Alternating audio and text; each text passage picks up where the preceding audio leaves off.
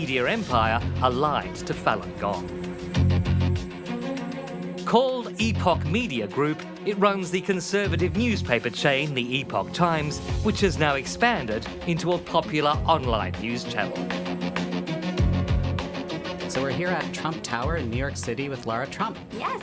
Hello. Wonderful to have you on American Thought Leaders. Thank you. I'm excited to be here. Jonathan Lee says many practitioners support Trump's hardline stance on China. Because of Trump is very hard on China in terms of Falun Gong persecution, they think Trump is a hope for them for us to eventually be able to survive in China. This is a sort of a matter of cosmic importance for them that I think Trump gets re-elected. Thanks for tuning into the Epoch News, folks. I'm Angela Anderson. That support is reflected in the Epoch Times coverage of the Trump presidency. The economy is growing at a rate deemed impossible under the Obama administration. The Epoch Times insists it is neither owned nor operated by Falun Gong. But Ben Hurley, who worked on the Australian edition, believes they're one and the same.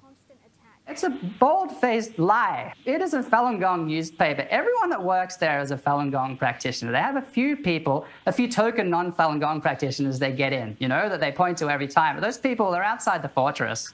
And they're not a part of the organization. He thinks Master Lee has directed the group's media to go all out for Trump.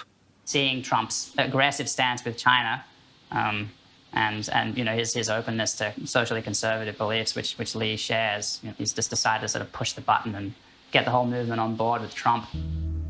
Much of that support has been given on social media. What we know they did was use false information to frame it as Trump colluding with Russia. The Epoch Times spent close to $2 million on a Facebook advertising campaign that praised Trump and demonized his enemies. And it details how the Obama administration conspired against Donald Trump in the 2016 race. But it wasn't always clear who was behind the ads, with many pushed through made-up groups like Pure American Journalism or Honest Paper. Now that we know that Trump did collude with Russia, now that that's been conclusively determined, in August last year, Facebook banned the Epoch Times from purchasing any further advertising.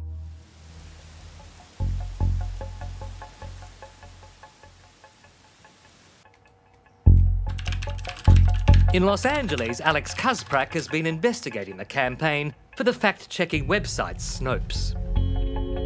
Essentially, they were creating a number of Facebook groups or pages that didn't disclose they were part of the Epoch Times publishing group, but still promoted their content through these sort of third-party seeming channels. And that's just against, it's a clear violation, letter of the law of their policy. You can't do that. The Epoch Times denied deceptive conduct, claiming it was obvious they were behind the ads. But in December, Facebook took action again against a network it linked to the Epoch Media Group. BL, or the Beauty of Life, had been posting testimonials from supposed Trump supporters who didn't exist. They were just stock photos taken off the internet. It was so lazy. There was a picture of Helen Mirren, the actress, being sold as an American Trump supporter. It's just like, we all know who Helen Mirren is. You're not fooling anybody. After Snopes exposed the use of other people's photos, BL doubled down, using software to generate artificial photos. It sounds like the right play, but the technology is not there yet. So sometimes these things will come out with a hole, no eyes or black eyes. So there are some of these deformed faces, just really sort of dystopian looking stuff. And that was sort of their final hurrah, I would say, was when they were just making 100 fake profiles a day and throwing them into these BL groups. Facebook estimates that BL spent more than $9 million on ads reaching 55 million accounts.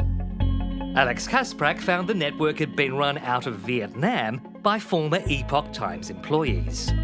But Epoch Media Group denies any involvement, saying it had cut ties to Vietnam Epoch Times the year before. Falun Gong still insists it is apolitical.